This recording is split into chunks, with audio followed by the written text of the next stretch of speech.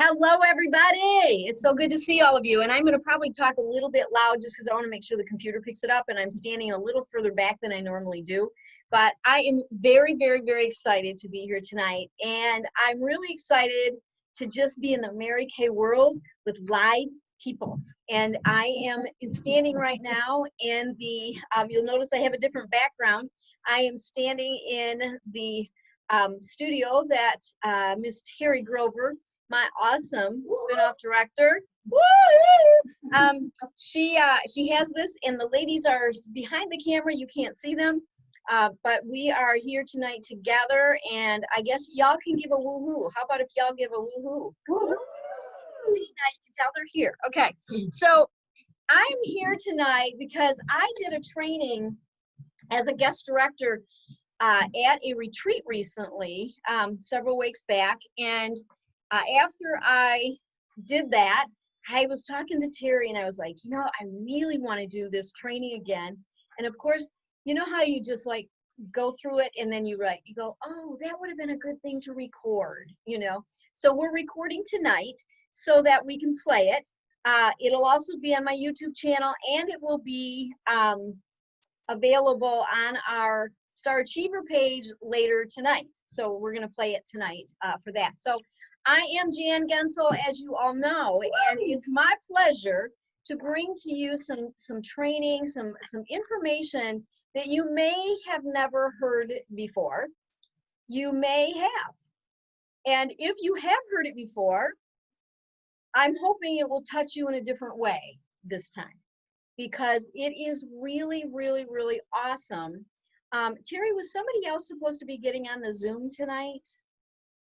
Yeah, Katie's gal, but I don't see anybody. So I'll just, if I see him pop up, I'll just, try to pay attention and then figure that. Well, anyway, so I brought handouts with me tonight because I want to talk about some of the things that have made a difference. So what does this talk about? What I wanted to share with all of you is some of the information that has touched me deeply, and it touches me in a different way through my journey. And I have had a lot of life changes this year, and they're all good, and they're all positive, moving forward type life changes. And so when I was asked to speak at the other retreat, her and I discussed some things, and we talked about what would be so cool to do. So what I'm going to do is actually talk to you about, and I do have to put my glasses on to read, and hopefully, I just hope this records well so the video comes out. So what I'm going to do is pass this around, and you need 2 of the pages. So there is you can see page 1, and then you'll see page 3, because 2 is on the back of 1, and you need 1 of each. Okay, so go ahead and take 1 of each, pass those around if you will. But here's what I want to say, and I'm hoping that you will definitely get something out of this, but here's the deal. No one, Eleanor Roosevelt said, can make you feel inferior without your consent. So never give it. Okay? So I want to talk a little bit about self-confidence first. And what does self-confidence mean? When you see a person that has self-confidence, what characteristics do you see that brings you to that conclusion? So that's a question that I want to actually have somebody answer. If you see somebody and you say, oh, that person has self-confidence, what characteristic do you see in that person that would make you say that? Somebody throw an answer out there. standing up straight and looking at you in the eye.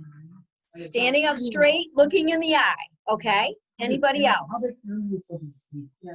How they carry themselves when they speak. Okay. What else? Sometimes they strut. Sometimes they strut when they walk. Okay. All right. What else? What other characteristics? Anything else?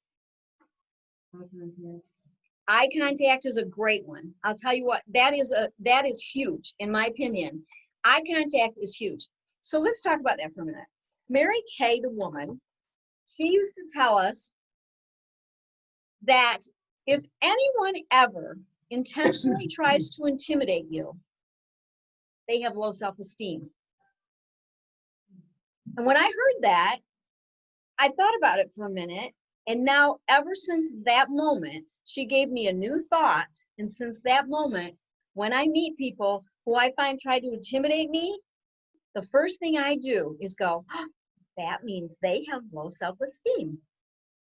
It has nothing to do with me. Do you get that? It has nothing to do with me. It has everything to do with them. And I find that when a person is talking to me, looking in the eye, if people can't look me in the eye when they talk to me, I know that either they're lying or they just have low self-esteem and they have a hard time. And you've met people before where, like, when they go to talk to you, it's really hard. You know, they look down and they have a hard time looking at you. And so one of the things that Mary Kay taught us is to look confident, to feel confident. It is the way you stand. It's the way you walk. It's the way you carry yourself. It's all those things. But it's also looking people in the eye and how you give a handshake, okay? Because Mary Kay taught us that if we give a firm handshake, then that is important because people see and feel that you're confident. And it's really funny because a firm handshake, as a woman, have you ever had a man not give you a firm handshake because they're like, they almost give you the limp noodle kind of thing. And I go, what's that about? Like, give me a handshake. You know, like I've taken the man's hand and, like grabbed it and shook it. Have you ever had to do that? I mean, because I'm like, just because I'm a woman, you're going to give me this little, limp, and it's just like, no. So you give a firm handshake. Now, the other thing is when you're talking to people, and you all see my height, and so you know that for me to talk eye level or below is very easy, okay? Some people are tall, and it's not quite so easy for them to do that.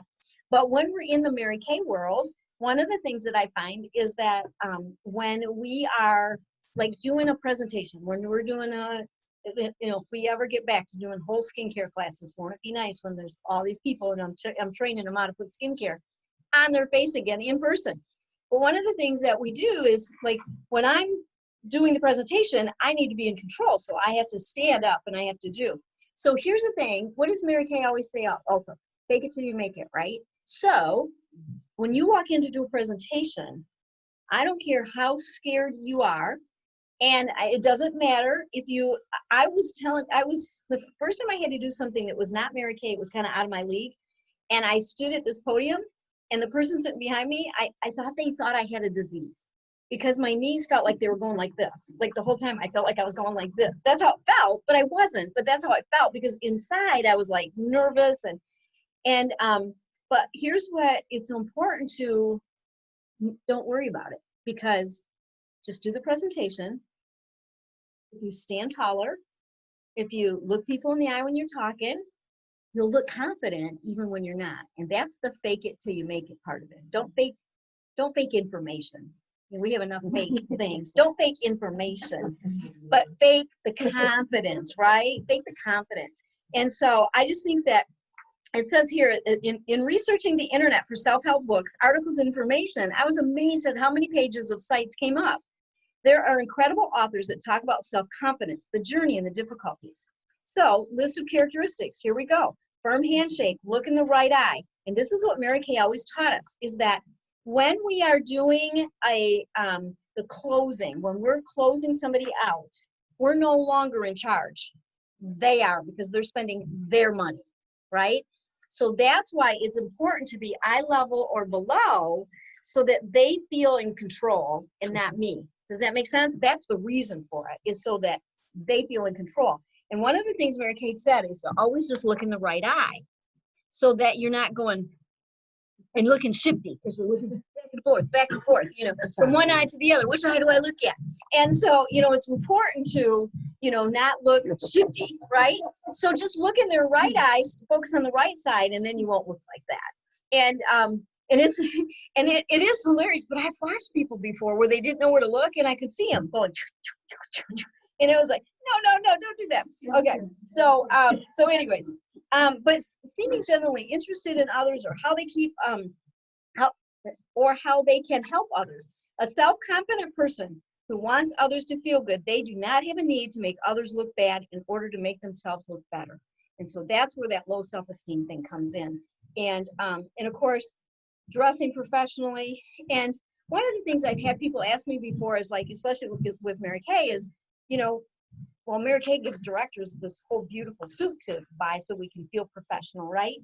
But one of the things that I found was that I always felt better being overdressed than underdressed because, again, I felt more confident and more comfortable. You know what I'm saying?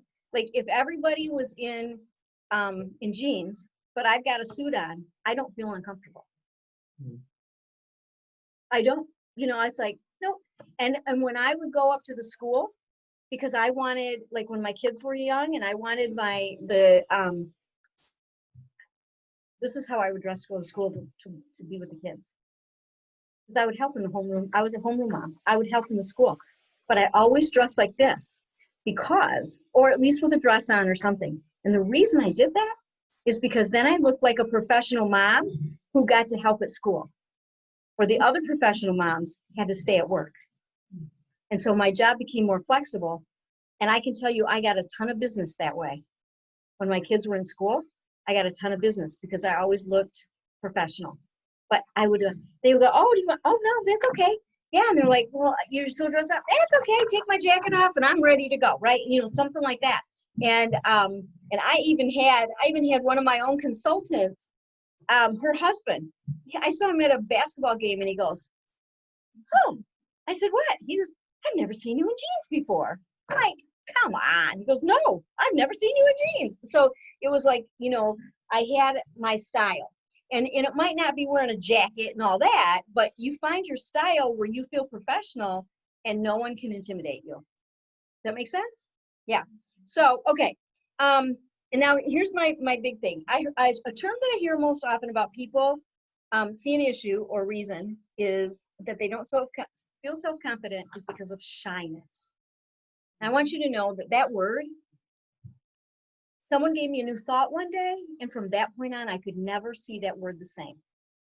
And does anybody have trigger words? Like you have a trigger word that when you hear that word, it triggers you into a feeling or a thought.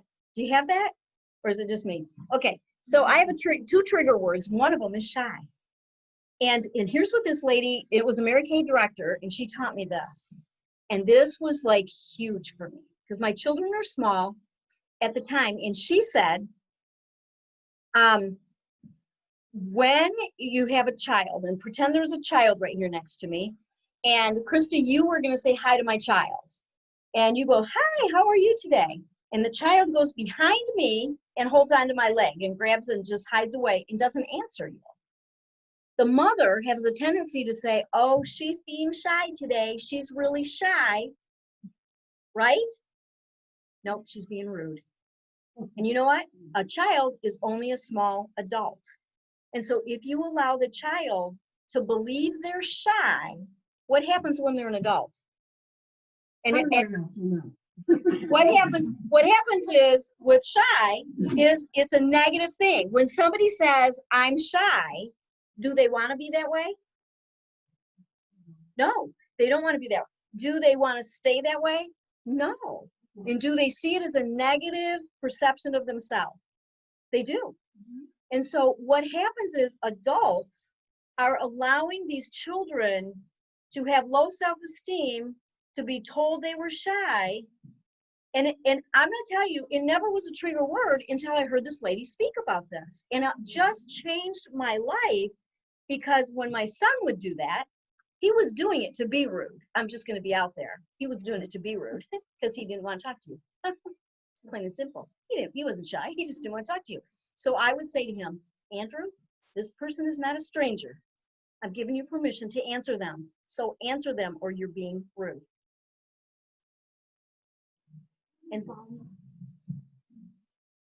And so I found out that whole shy thing is, you guys, I'm telling you, no one wants to be shy. No adult wants to be that way.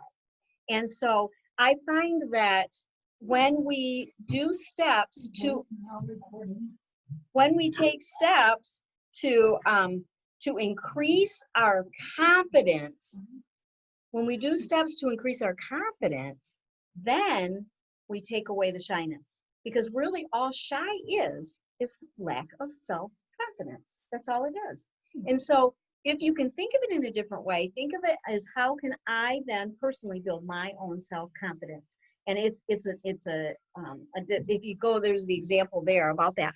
But self-confidence is an attitude. And so one of the things we're going to talk today is just about all the different ways that a person can build self-confidence and can do. Because I find that if we, let me ask you this. How many people here have a goal? They have like a goal in mind, a goal, something that they would like. How many of you would like to pay a bill for your household? Would you like to, what intrigues you to work? What is the reason that you work? Chris, what's the reason you work? You didn't have a goal, so what's your reason to work? Because it fills a void. Feels a void, so you have a goal. You have a goal to fill a void and to help other people, right? Okay. See, it's terminology, and that's why I say trigger words, because some people see a trigger word or a certain word, it triggers in their mind something negative. For somebody else, it might be a positive word, but it could be the same word. Do you know what I'm saying? So when I say to some people, what's your goal? They go, well, I don't have a goal. And it's like, I'll bet you do, but you probably think of it in a different way, because you think when the word goal is put in front of you, you might think of it as, uh-oh, right? Like, uh-oh. And what if I don't reach it? They're afraid to set a goal because what if I don't reach it, right?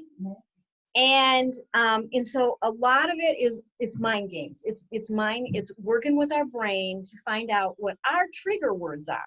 What are the words that make us hold back or not work or feel like I'm different, like I'm not like everybody else? Because like Chris, I'm not picking on you, but I just want you to know this. But it's like, no, it's not really picking on you. But I just want to bring you aware is like, because I know you. For what is it? Almost 4.5 years now. In spring it'll be 5 years. So I've been around you a lot, and I know every time that word comes up, I know what you do. Do you know what I mean? Like that's your word, just like shy is my word. It's just a word, but it does something to me, and there's some kind of a emotional something that gets put with that word. And so I think those are some really important things to kind of figure out what our trigger words are. What's your trigger word that makes you like pull back and maybe not go towards your goal or go towards growing? Because it's really a goal to me. A goal to me is not just going, oh, I'm gonna, earn jewelry or, whatever. I mean, that's not a goal. But like, for instance, I put myself in a position a long time ago to have to pay a bill. It was a bill that I had to pay for my, because I wanted to earn a free car in Mary Kay. And I was told, pay a bill. You go, oh.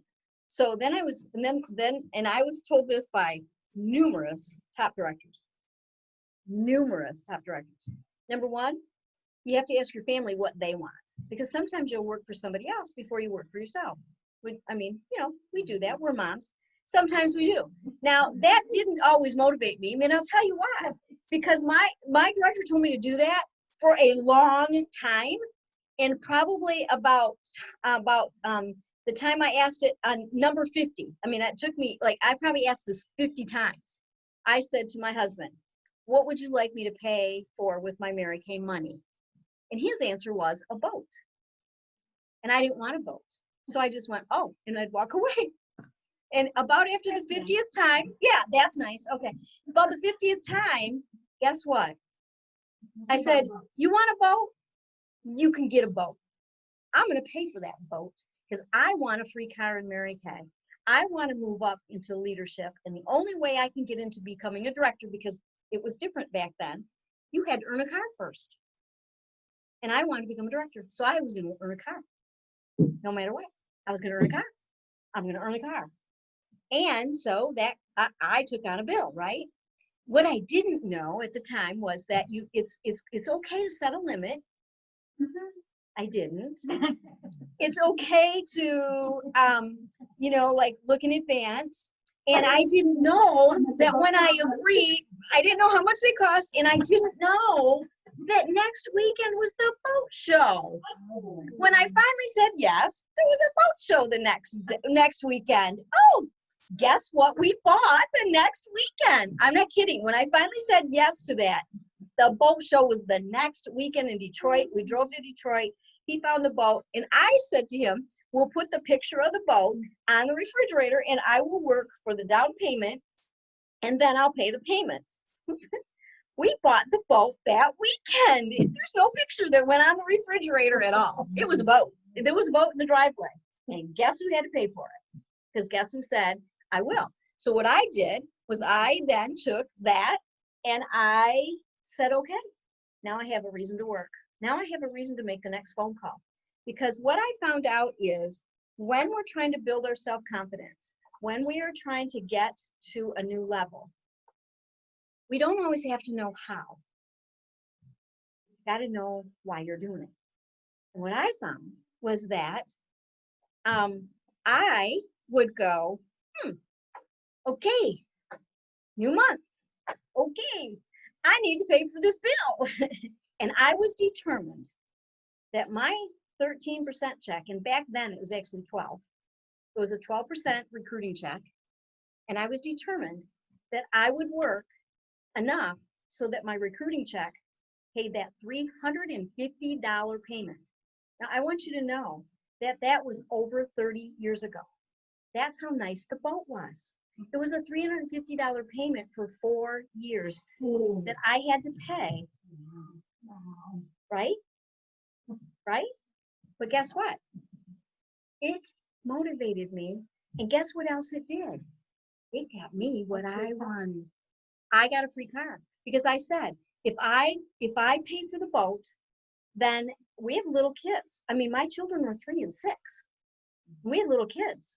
And so you can't complain if you have to put them to bed. You can't complain if you have to make them dinner. You can't complain if you gotta, you gotta like pick up some slack here, and I'll pay for your boat. So there's something in it for you. You're gonna get the boat of your dreams. Oh, it had 2 motors on it. It was a combo boat, 19.5-foot combo boat. You could fish from it, you could ski from it. It had a trolling motor that you could use your foot to do. You had a big 150 horse on the back end of it. You could water ski. You could do whatever you wanted with this boat that I didn't want. But guess what? I also learned to love the boat. So what I learned in that process was that all that I had to do to pay for that thing is what built my business. It truly is what put me to where I needed to be, because I was determined to set that up so that, and if I didn't have a $350 commission check, I had to sell enough. You understand? Like, I was not going to let him know that I didn't do something that month, because I put I put it out there. And it's getting really warm in here, so the jacket's coming off. Woo! Okay. Okay. So what I know is about self-confidence. And when we're not doing what we want to do, we're not reaching what we want to reach, then it's usually because we're afraid of something. Would you agree with that? You're usually afraid of something, or you're afraid. It could be just that somebody's going to tell you no. And the question is, so what happens if they tell you no? But If we have a no-show. if you have a no-show, oh God. Okay. Second appointment. Second appointment, no-show. Jessica, congratulations. Yay! You can be a director now. Yay! Okay, because what I found is this. Like, what I found was that it was all about my attitude. It was all about, if I was working towards something, if I was working on something and things went wrong, then I was normal, and that I was learning everything I need to learn to become a good director. So somebody would say to me, and I had a really good adopted director. She would say, "Congratulations. Now you get to move on to the next thing and the next thing." Because if you think everything goes right for the people driving a pink Cadillac, oh, heck no. You know, I mean, oh, no. You know, I can give you story upon story. You don't want to even hear them all. But I can tell you that there's some very valuable things in this. And I'm not going to read everything, but I just want you to say, having self-confidence does not mean that individuals will be able to do everything. Self-confident people have expectations that are realistic, even when some of their expectations are not met. But people who are not self-confident depend excessively on the approval of others in order to feel good about themselves. And I just want you to know that I'm going to share a little bit of my personal experience this year. And one of the things that I ended up being in an abusive relationship. And one day I woke up going, oh, this is abuse. This is what they talk about when they talk about abusive relationships. And I'm in one. And I can tell you that leading up to that point of actually getting out of the relationship, it's really interesting because if you've never had to do this, it's gut-wrenching. Number one, to walk into a lawyer's office. It's gut-wrenching. And what I know is that the stress level of my life was so deep, and that I didn't even realize it because I was going like this to everybody. Nobody knew. I could just go like this and I could be happy. How you doing? I'm great. Mary Kay taught me that. I'm great. I'm great. And you know what? If one of my customers came over and spent $300 today, I would be great, right? So she always just said, you never know in 5 minutes what can happen. And it was true, because today, it kind of happened today. I had a girl come over that called me this morning and said, are you gonna be home later? I said, no. She said, can I come on my lunch? I said, yeah. She spent $250. I was great again. Okay, right? Okay. She went back to work and I went, hey, I didn't even have to do anything. Give me your list, write it down, go pick it off the thing. Okay, here you go. And now I'm great again, right? So it can be like that. But I can tell you that when I found my stress level was so big, and I realized that I was in an abusive relationship, and I was talking to my brother, and my brother was, he was just wonderful through it all. But what I found is this. He said, Jan, go, you got to do it right now. You got to hang up from this phone. You got to call the lawyer right now. And I said, it's gut wrenching. He said, you still got to do it. And I said, okay. So finally I went and did it. Here's my point. I cannot tell you how stressful it was and what I was so afraid of the change as I move towards this, right? Now I'm on the other side. It's so wonderful. And it's so peaceful. In my life, I can now understand what it feels like when you're stressed and when you're not. And you can make better decisions when you're not. You know what I'm saying? You know, you can see things in a different light. The peacefulness that came over me was amazing. And what I realized was I was looking for someone else to give me approval. The point in this, approval of others. My brother said to me, Jan, when something is wrong, it's wrong. If it's for you, it's wrong. It's just wrong. And you don't need anyone else to tell you that. You don't need anyone else to tell you, to confirm it, to work with it. So I just wanted to have you guys read this over. And it says here, strategies to build your self-confidence. So one of the things is be willing to look at yourself. Be willing to look at your strengths, because every single person has one, right? Terry, if I were to ask you to go around, because you see all these ladies more than I do, would you not be able to point to each one of them and say, give me a strength that each one of them has? You can think of it. I want to know, do you know of a strength you had? Katie, give me a strength. Give me one of your strengths. Yes, you are. Everybody can be asked. Give me a strength. Don't think of anything negative. Just tell me one of your strengths. It's the best thing to go with. Okay. All right. Okay. So give me a strength. Okay. No, let me just, really truly give me a strength. And it can be anything. I see things on Facebook all the time. I'm going to tell you what I think one of your strengths is. Are you ready? Discipline for your health. There you go. But it's a strength. Do you understand? Like, she's a strong woman. Strong woman, but you are. I know, but no. Okay, listen. You have that Okay. inner strength that you need to Bring up. I want you to hear me. I want you to hear me. Are you ready? You have a strength of discipline for your own health. Okay? Now, just because you have to, no, you don't. It's a choice because everything we do is a choice. You do it because you find importance for it. Does that make sense? And that discipline goes with other things in life. You're not Sure. organized. You're gonna do something. I know it's done. I don't even have to be like, oh, I gotta call you. You don't have to call 5 times to check on it, right? So that's a strength. I didn't think about it after that. Yeah, it's a strength. Chris, give me a strength. Caring. Caring. I agree. Mhm. I agree. Jenna, Integrity. great strength. I agree. Okay. All right. And I get it's caring. Okay. You care about other people, care about their feelings. More so than I care about myself. I agree with Ooh. that one. Okay. Okay. All right. That's not a bad thing. That's a good thing. No, caring is absolutely. Uh-huh. Miss Terry, give me a strength. I know. I know. I know you thought that. That's why I stopped.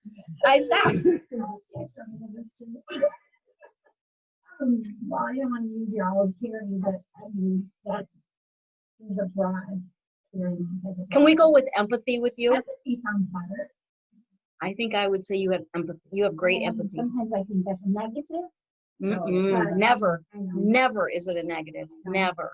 Never. Empathy is such a good thing. It's never. Sympathy is a negative. Right. Empathy, So you just have to see it the no. right way. Yes. Empathy, no. And that Mary Kay the woman, she talked a lot about that in the training I got from her. About sympathy is a terrible thing to work, like don't have sympathy for people. Have empathy for them and care for them, but have empathy, not sympathy. Mm-hmm. Yeah, because if I have sympathy for you, you sound pathetic. I don't want a person to feel pathetic because I have sympathy for him. Do you understand? Makes a difference. Okay. Miss Jessica. I had it in my head and it just went, Well, let's bring it back in. Let's bring it back in. Miss Jessica.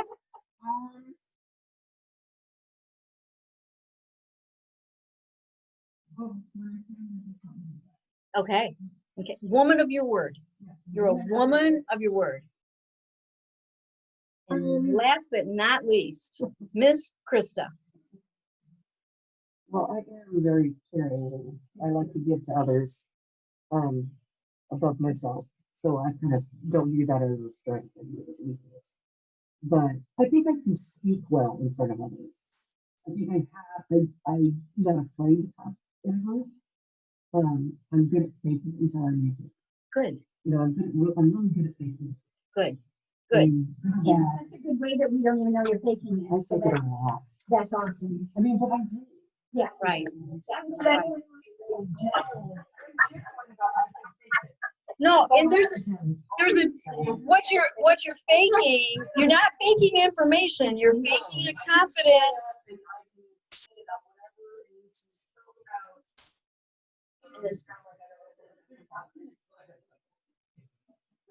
Well, and it's not sure. But you're Right. learning and growing as you're doing that. Right. Right. And that's what I see. You're learning and Right. growing as you're doing that. Right. Okay. Well, I'll tell you what. Everything that you guys have said is true. And one of the things that I want to encourage is that you think about daily that you have growth. Because I can tell you, when you have daily growth, it's just like the whole, Mary Kay always talked about you can eat an elephant one bite at a time, correct? All right. Now here's what I found. Cheryl Steinman always taught me to make things big so that you can break it down and then it's doable, right? And if you've been around any of my training, you've seen me do that. Okay, make it big, now break it down. What can you And what that does is when you break it down and then you do it, it builds your self-confidence. And I can tell you that one of the things when I've told people that, yes, I got divorced this year, the first reaction I get is, oh, I'm sorry. And my reaction back to them is, oh, please don't be sorry. They were not long enough to know. Am I congratulating you or saying I'm sorry? That's what, and I say, By the way, the person approached you. and I say, congratulate me, because I was smart enough to not stay in an abusive relationship. And I made it past. And what I learned through that, I learned so many things this year through that process. The one thing that I learned was, number one, I deserve more than that. I deserve to be either alone and peaceful or in a relationship and still peaceful, because I don't deserve to be in a relationship that's not peaceful. And I'm not going to stay in it because I didn't deserve it. So that's one of the things that I learned. But the other thing that I learned was to look inside myself. Take one, pass them around. Was to look inside myself, because I was being called names and I was being told I was a certain way. And so what it did was it gave me time to pause and to look within myself and to figure out if what that person was saying was true or not. Because maybe it was. Maybe I really was what he was saying. But when I looked at myself and I went, no, I'm not. And so his truth wasn't going to be my truth. And so what I learned with the thing is that it all has to do with our attitude. It has to do with our personality. Thank you, darling. It has to do with our personality. It has to do with a lot of things. Now, how many people have heard of the DISC personality test? Have you ever heard of the DISC personality test? Okay.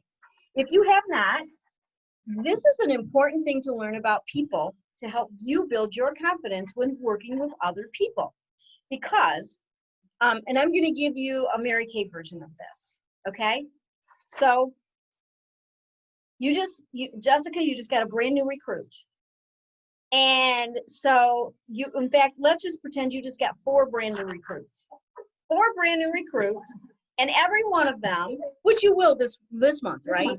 This month you will. Okay, because you have 3 bestie coupons, correct? I do. Okay, well, we have to at least get 3 of these, okay? We'll have 3, maybe you're the 4th, okay, but we have to get 3. So here's what you're gonna do is you're gonna find out about people. Because just as a lot of you said this, and I think this goes along with Mary Kay, is that most Mary Kay people are somewhat caring. Don't you agree that we care about other people and we want to build other people up and we want to do things? And that is who is they gravitate towards Mary Kay, is because they are caring people, right? We care about other people. And the way to get to the top in this company is to help enough other people get what they want, you get what you want, correct? Okay. So here's the thing. So let's just put these 4 people, we've got these 4 people. So we've got an S personality, the first one, and the S personality is very security focused, but she's also, when you walk into her home, you will see pictures of her family everywhere. She puts her family first, always. And she just really, she learns this business, but she's going to go very slow and steady. She's not going to be the person that comes in and goes, woo, and I'm going to earn a car in 2 months, and they do it. She's not going to be that person. But she's going to be slow, steady, and she's very, very dedicated to you, okay? Now, the C personality is very detailed focused. So when they become a consultant, they are going to read every bit of the literature that's in their starter kit. They're going to call the company and tell them there's 2 typos in it. Because they're so detail oriented, they read everything, and they're going to call the company to say there's a couple typos in this. Okay? Now, they are such attention to detail. They're so attention to detail that is, and I've been telling you the story about that. Okay, the I personality opens up this kit and goes, I can get diamond rings. Woo!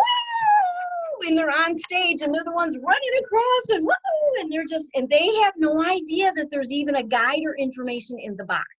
They just saw that there's pictures of prizes, and that's all they care about. Okay?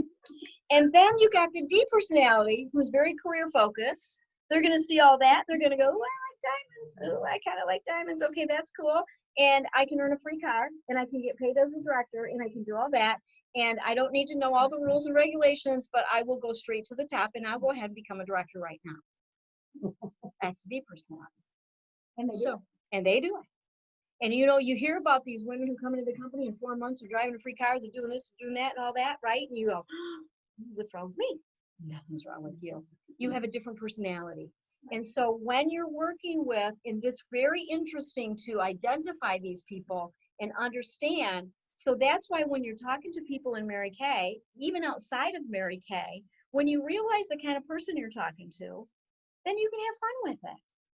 Because when I became a director, when I became a sales director, it was 30 years ago. And I had a consultant in my unit who was also a good friend, who was a C personality. Okay, I'll just tell you, when you do a test, there's tests that you can do to find out what you are. Okay, see, I do too. And I can tell you this, that and I'm a DI, because you usually have a strong with a secondary, okay? And usually it's a D, you know, the D's usually have I with them, the S's usually have C with them, but not always. And I have a friend who is a CI, and she is conflicted with her own self all the time. And I'm not kidding when I say that, okay? No, that's not Terry. That's not what I'm talking about. Oh, it could be true, but that's not what I'm talking about. Okay, so anyway, the DI, so I was a DI and she was a C. And she would say to me, well, how do I earn this car? Because she was earning a car, and she did earn a car. She did. I was just coming out of directorship. She had a car. She was earning a car, and she was a C personality. And she would say to me, you know, well, what are the details? Oh, I don't know. Just go have some fun. Go enjoy it. Go do this. Just do it. But you know, what do you need the details for? Well, she taught me a huge lesson because she did need the details. And so I learned how to be a detail-oriented person. I learned how to be a C person. I learned how to do that. So here's the thing. One personality is not better than the other. And the point of when you've had growth is when you realize you can do all four. You can have a little bit of all four, then you have had growth in your life. Because trying to pull up those different personality or the different parts of the, and here's the other thing.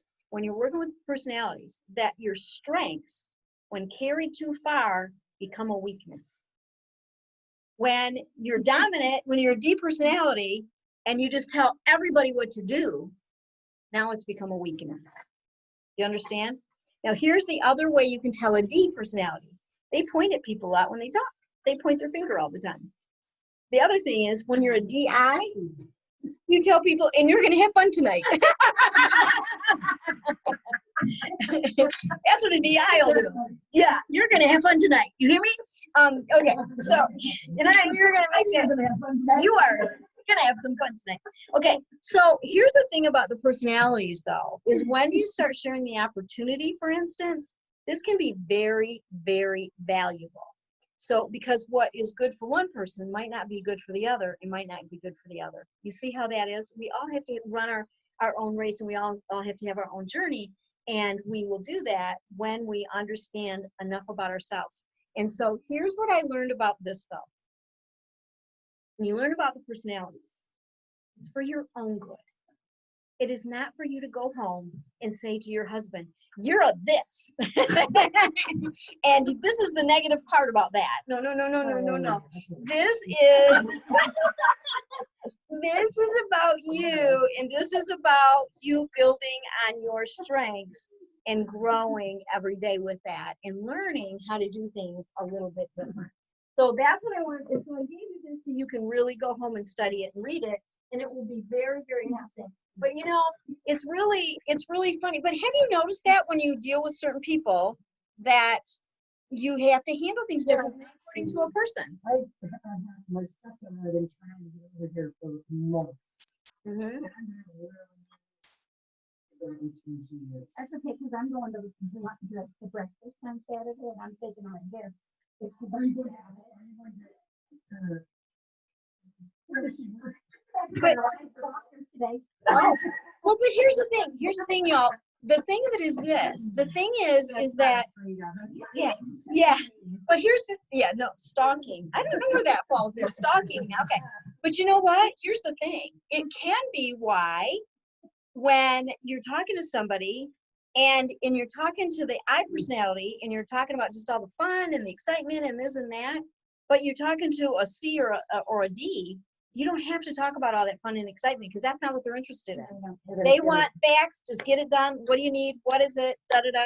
And so that's why our personality has to be able to adjust to who we're talking to in a sense. And you can find that out by talking to the person and asking them questions. But I find that when I can once I've learned how to lower my D, and believe it or not, I have. I just want you to know I've lowered my D. Trust me. I'm just, I do this. I talk differently and I don't do that all the time. But it's like, but it's really interesting because, you know, I had to learn how to do that. And I had to learn how to know that that C personality is not worse than mine. You know, I used to think if they weren't like me, then it was worse. You know, those CSs, oh, you know, that's how I felt. I'm not kidding. I did. And so what I had to learn was like, oh no, they're so valuable.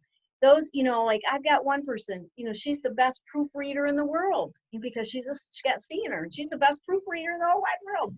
And I love it. So, Well, okay. if you have low unit, you have bad students. Exactly. And what, and Nancy Tejan is a retired national sales director. And I got to tell you, Nancy Tejan taught me something very valuable with that, because what she did was she recruited the people who had the strengths that she didn't have.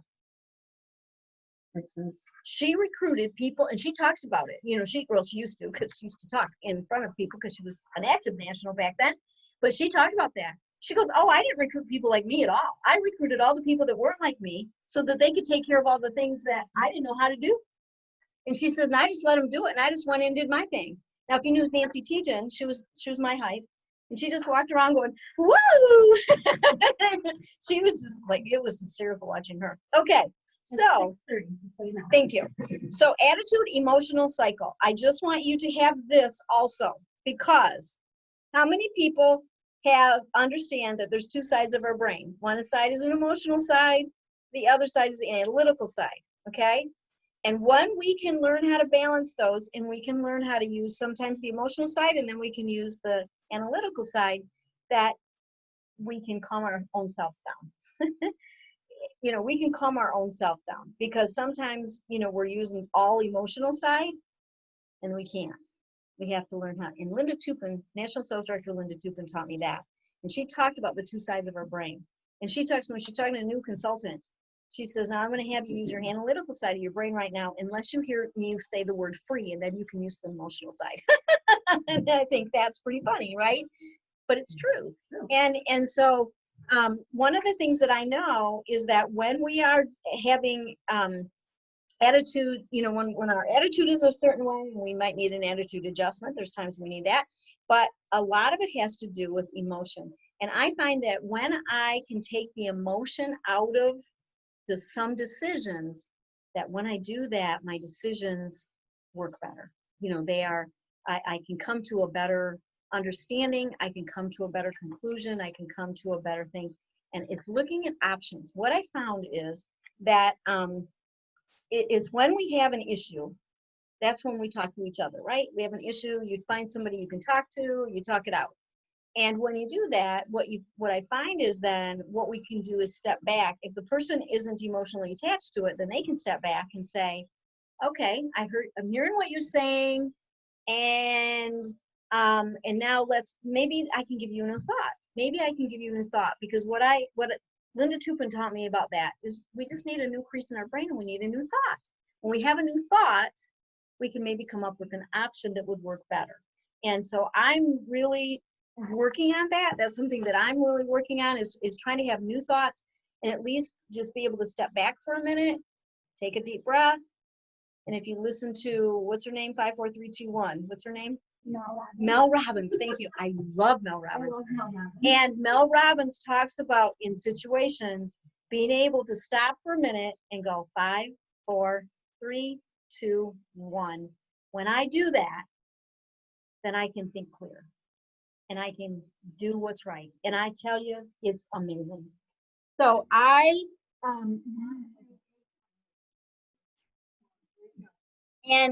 well, actually, Terry, I was going to do this later, but here, I'm going to give you this right here because this is my gift to you for tonight. So, now, I just thought of that when I said Mel Robbins. It made me think of that. So this is your gift. Go ahead. Absolutely, open it. And it's not on there perfect, but I was kind of in a hurry. So anyway, so here we go. Let me see. Okay. This is 5, 4, 3, 2, 1. Absolutely. And I know that that's an important thing. And a third cup of coffee. yeah. So I just really think that that is interesting. So now the next thing you have, there's 2 pages again on this. And here you go. So those 2 pages. Now what I want to talk about was another life-changing part of my business. And I went to a Mary Kay training. It was a weekend training. They don't do these anymore. It's a weekend training in Chicago. And my children were grade school age. You know, my children were grade schools. There's 2 pieces. One says effective communication at the top, and the other says help the person. I don't, I put them on both files, but mine are the same. I'm not effective. Yeah, you got, okay. So this was so interesting. And here's what I want you to understand. See, there's 2 pages. One says effective communication at the top, and the other says help the problem. Okay? Okay. So this was developed by Leadership Training Department of Mary Kay back in 1994. That's when I went there, 1994. I went to Chicago for the weekend, and it was all about effective communication and addressing conflict. Now, I'm going to ask you the question that they asked me. Does anybody have conflict in their life? Okay, I got to tell you what. I'm not kidding. I have 2 children in grade school. And she said, now, do you have conflict in your life? And I'm like, I can't think of any. Well, think of a conflict in your life. I can't think of any. I have 2 children at home, right? And I'm going, I can't think of any. Okay, so what she talked about, this was so incredibly valuable for me. And this came back from 1994. We all learn our communication habits helter-skelter from parents and friends and by trial and error. By recognizing different types of statements and how they affect relationships between people, we can begin to choose messages according to the effects we want to avoid or create, and thereby improve interactions with others. If you are in constant disagreement with others, or if you find, hang on, I need to do something. Somebody just came on and you need to unmute and do speaker view. Let me just get on. Okay.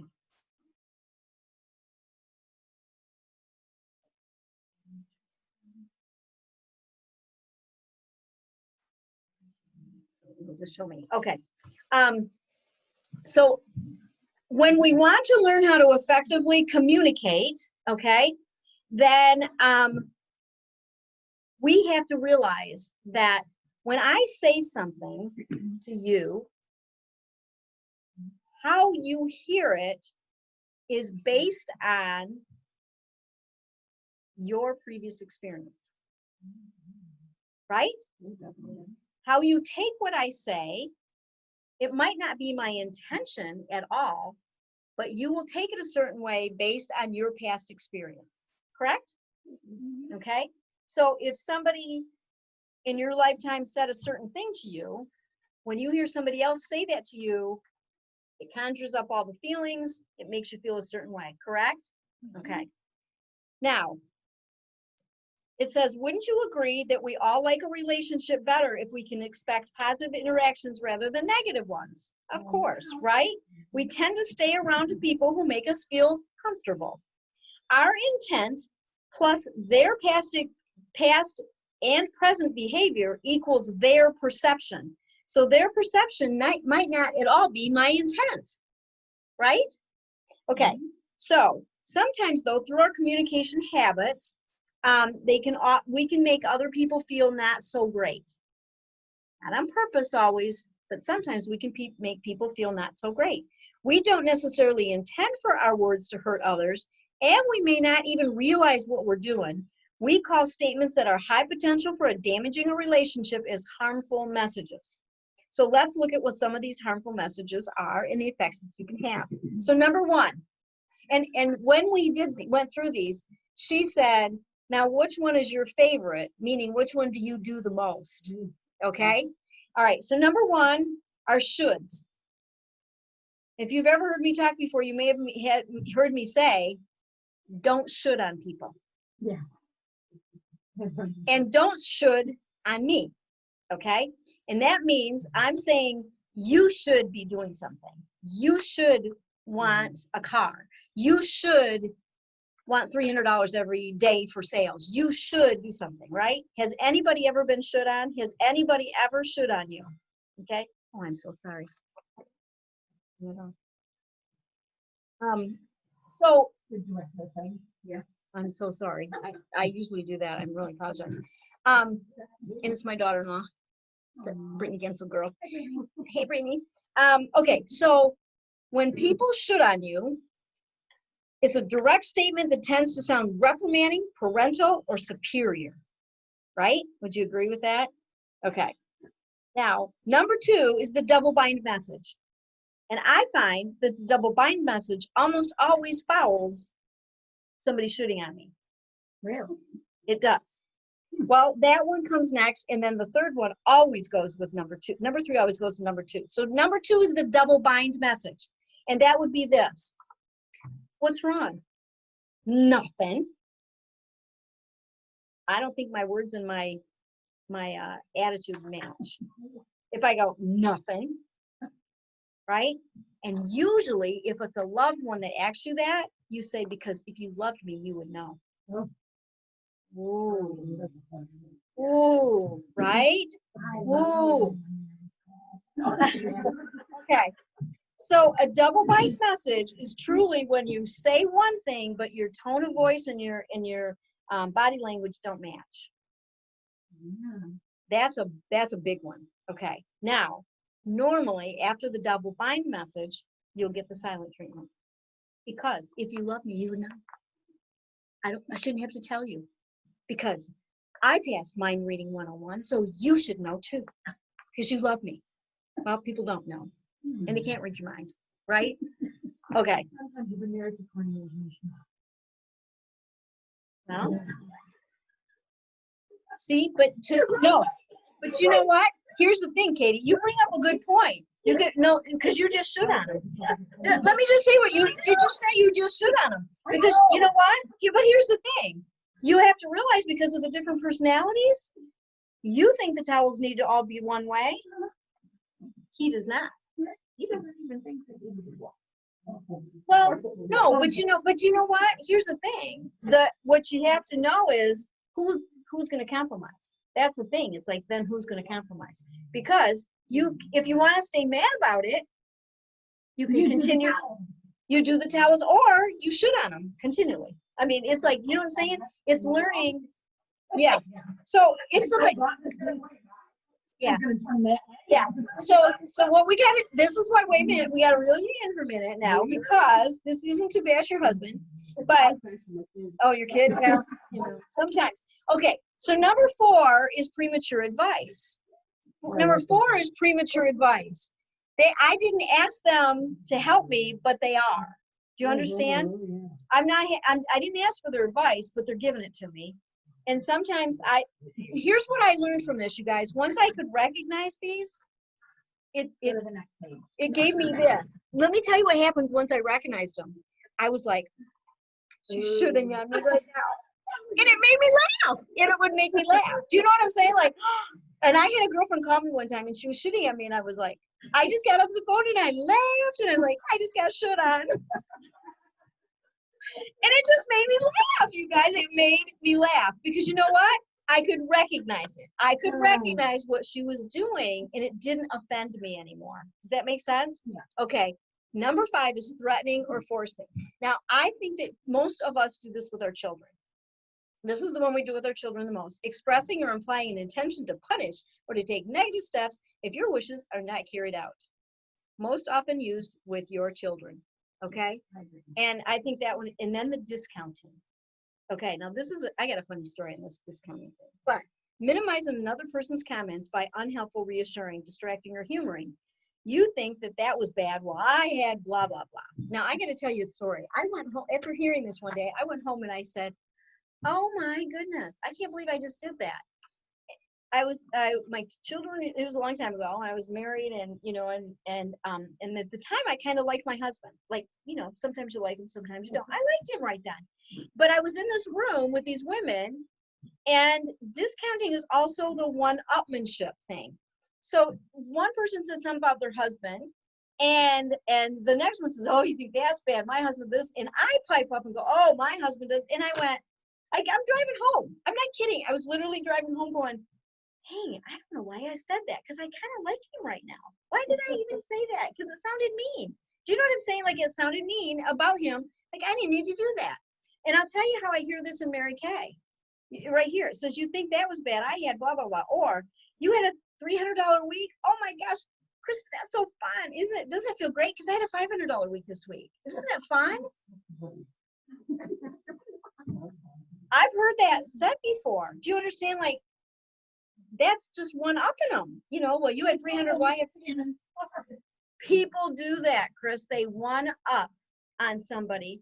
And it's like, I've heard conversations like this and go, OMG, they just one upped them. You know what I mean? You know, they just one up me without thinking. And sometimes that's where I want you to understand about effective communication. Sometimes we offend people without knowing it. Sometimes we, you know, we say something, and I'll tell you, different people have different kind of humor as well. And I find with me that sarcasm doesn't work with me at all. I don't think it's funny most of the time. I don't think sarcasm is funny. Most of the time, if it's done at somebody's expense, that's what bothers me. And I've had things said about me before that the person thought was funny to other people, but it was at my expense. And I want you to know that feels really bad. Like, it makes you feel cruddy. You know, it's like, ugh. So I think that one of the things that it talks about now, then it talks about, so those are the 6 ineffective communication messages. There are 6 very ineffective ones, right? Okay. Now, again, could you pick your favorites? Could anybody pick their favorites? You don't have to say them out loud. I'm just asking, could you pick your favorites? Because here's what they told us that day. There are only 3 effective communication messages. And I was like, what? So 6 ineffective and 3 effective. Wow, does that make a difference? So one of the effective communications messages is when you say I, like I think, I feel, I want, or I need. That's not pointing a finger at anybody else. It's just saying what I need. It's what I think. It's how I feel. Another effective communication message is when you check understanding with somebody. So, you know, this is what I need, and then you say something back. And so then, you know, let's say Krista tells me something back, and I say, well, if I understand you correctly, this is what you're saying. Then you feel heard, right? You feel like you've been heard. And then you empathize. See, Terry, empathize. That's one of the very effective communication messages. You empathize with someone is you're expressing that you understand what they're saying. You can, you know, I understand what you're saying, and I can see now why that would hurt your feelings, you know, and so that would be a way to effectively communicate. And so what I found with all of this whole communication thing, the personal growth, all of this together, it makes me understand that we're on a journey, you guys. We're on a journey that there's no destination for. It's just growth every day. It's learning how to do something every single day better than we did before.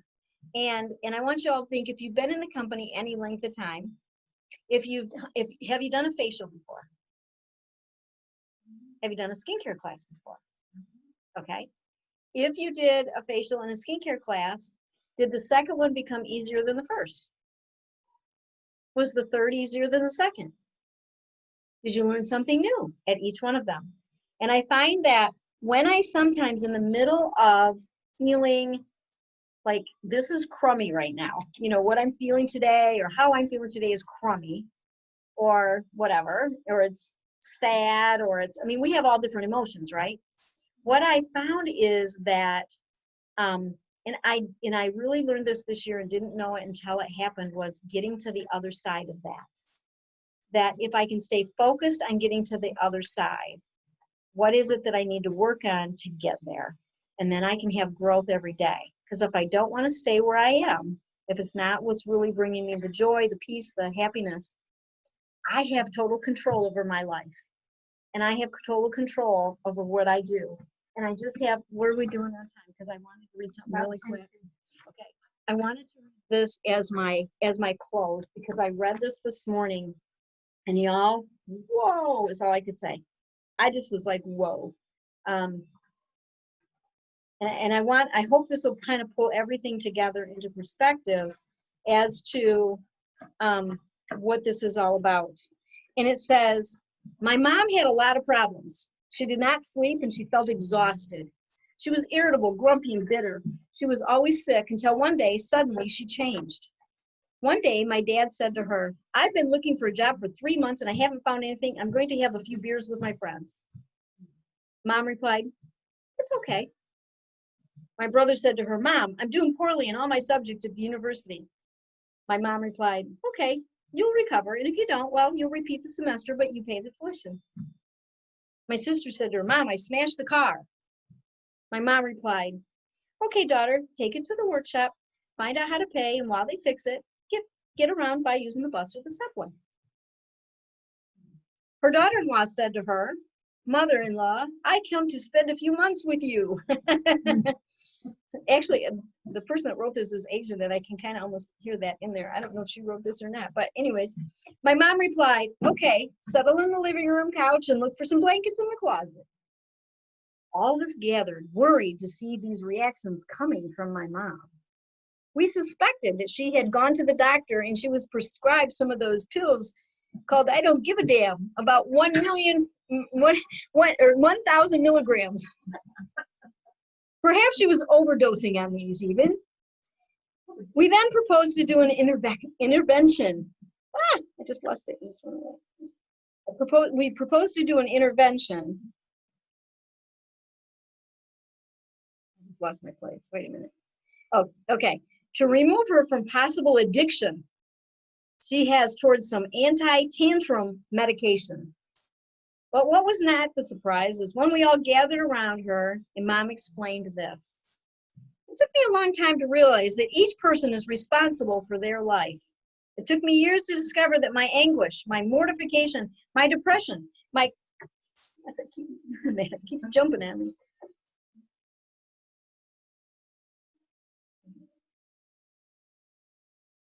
My depression, my courage, my insomnia, and my stress did not solve their problems, but aggravated mine. I'm not responsible for the actions of others, but I am responsible for the actions I express to that. Therefore, I came to the conclusion that my duty to myself is to remain calm and let each one solve what corresponds to them. I have taken courses in yoga, meditation, miracles, human development, mental hygiene, neuro-linguistic programming, and in all of them, I have found one common denominator. Finally, they all led to the same point, and that is that I can only interfere with myself. You have all the necessary resources to solve your own lives. I can only give you my advice if you ask me, and it depends on you to follow it or not. So from now on, I cease to be the receptacle of your responsibilities, the sack of your guilt, the laundress of your remorse, the advocate of your faults, the wall of your limitations, the depository of your duties, and who should solve your problems or a spare tire every time to fulfill your responsibilities. From now on, I declare all independent and self-sufficient adults. Everyone at my mom's house was speechless. From that day on, the family began to function better because everyone in the house knows exactly what it is that they need to do. For some of us, this is hard because we've grown up being the caregivers, feeling responsible for others. Isn't that great? I thought that was the coolest story. And I read that the first thing this morning, and I went, And then she read it to me. and I read it to her. And I was, No, not really. because I was like, oh my gosh, this is so good. I mean, it was just so good. Yes, and I will definitely pass that on. And then here's your last little thing. And this is where you can fill this out and you can keep it, you can share it. And if you really want to grow, you're going to show it to your director. Now, what this is a self-evaluation questionnaire. How are you feeling about your business right now? Content or frustrated? What do you want or need from your making business? Blah, blah, blah. And I want you to know that you guys, I really feel, I see we got people coming on tonight. Hang tight with us. Who's there? Oh, that's Connie Messenger. But I want you to know that it's all in your hands. And we can have whatever life we want, and we can use Mary Kay to get that life. That it's really, really, really amazing. And let me just mute some people. We can use our God-given talents. We can use our girlfriends. We can use our sales directors, and we can use a lot of people that when we're ready to grow and when we are ready to be able to take the responsibility, we will do that, and we'll have growth every single day. And that's my prayer for all of you, is that we have growth every single day. Because and you guys, this has been on my heart because I love sharing this information. And as you can see, I've kept it around a long time, like 1994 or something. I mean, really, because you know what? It was life-changing for me. It was so life-changing that I mean, and there's a book. If y'all have children, I'm going to give you my life-changing book, okay? My life-changing book is called there's what for the children, if you have children. The author is Barbara Colaraso, and it's spelled color with OSO on the end, and it's called Kids Are Worth It. And the other life-changing book for me was What to Say When You Talk to Yourself by Shad Helmstetter. I got that one training, Shad Helmstetter and the Barbara Colaraso, all in 1 year.